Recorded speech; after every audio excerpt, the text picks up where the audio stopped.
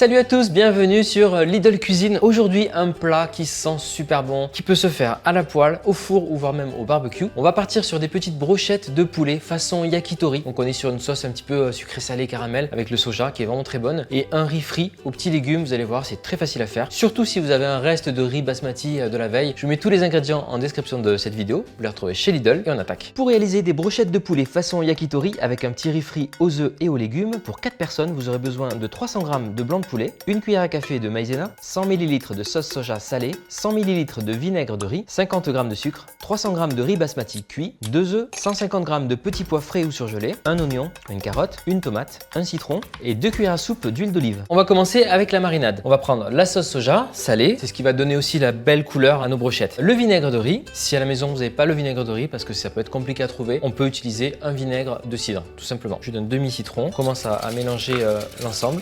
On va mettre le sucre. Je vous recommande de mettre plutôt de la cassonade, c'est encore mieux. On peut mettre aussi du miel ou voire du sirop d'érable. Voilà, c'est un peu exotique, mais ça va sucrer, ça va contribuer au côté caramélisation, c'est important. Donc là, il faut bien que le sucre soit dissous et également une cuillère à café de maïzena. Ça, c'est important pour venir épaissir la sauce. Pour l'instant, elle est très liquide, c'est normal, c'est la marinade. Et vous verrez ensuite, on va la faire épaissir un petit peu.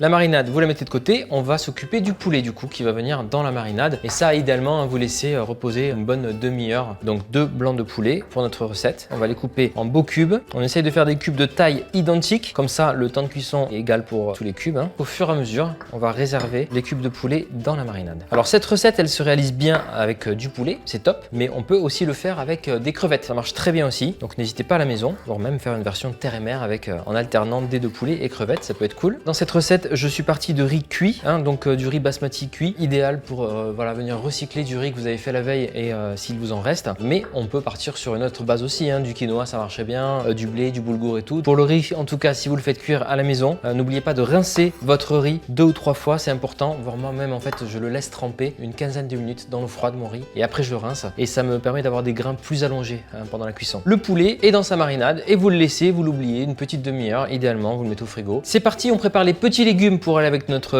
riz frit. Petits pois carottes, la base, des œufs qu'on viendra casser tout à l'heure, vous verrez dans le riz. Si vous avez à la maison une tomate, même une tomate pelée ou un petit peu de concentré de tomate aussi, c'est cool. Un oignon, voilà, c'est tout, c'est simple. Je vais commencer par éplucher ma carotte.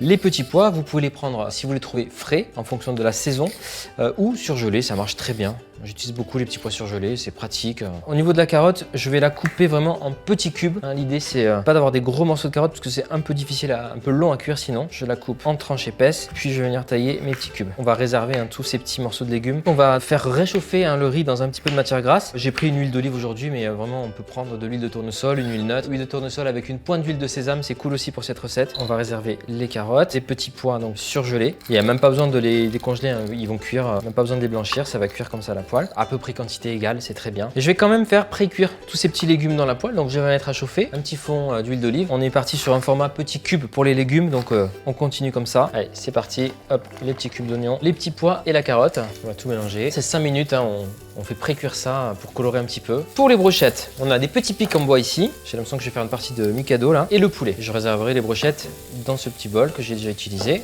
Tout simplement, vous allez enfiler donc les cubes de poulet sur les brochettes. Voilà, vous les serrez bien. Et vous voyez là, la viande, elle a commencé déjà à se colorer un petit peu avec la sauce soja. Ça va donner une belle couleur. Et on les réserve dans le bol. Les petits légumes sont bien là. Vraiment 5 minutes. Je les réserve. Et on va s'occuper à présent donc de commencer à faire cuire le riz. Donc voilà, je ramasse tout ce qu'il y a dans la poêle. Allez, c'est reparti. On va faire chauffer un tout petit peu d'huile. On appelle ça riz frit, mais pas complètement frit. Pas voilà, sur une friture complète. Et ensuite, simplement, on va venir prendre le riz. Alors, on le détache grossièrement. C'est pas du tout gênant si vous avez des morceaux de riz comme ça un peu agglomérés. Au contraire, ça va donner de la texture. Ça, c'est top pour la recette. Et c'est parti. On va pouvoir ajouter le riz à la poêle. Là, on entend que le riz crépite. Ce qu'on veut, c'est qu'il grille tout simplement. Donc ça me laisse le temps de préparer la petite tomate. C'est la dernière. Donc là, ce qu'on va faire, c'est on enlève l'intérieur de la tomate. Je veux juste des petits cubes de tomates. En fonction des saisons, ça peut être de la tomate pelée aussi ou même du concentré de tomate. Ça peut donner une jolie couleur rouge à votre riz. On va le laisser bien griller. On veut voir vraiment des morceaux grillés. Je vais faire chauffer la poêle pour venir donc saisir les brochettes. Aujourd'hui, je les fais à la poêle. On peut aussi les faire au four. Ça marche très très bien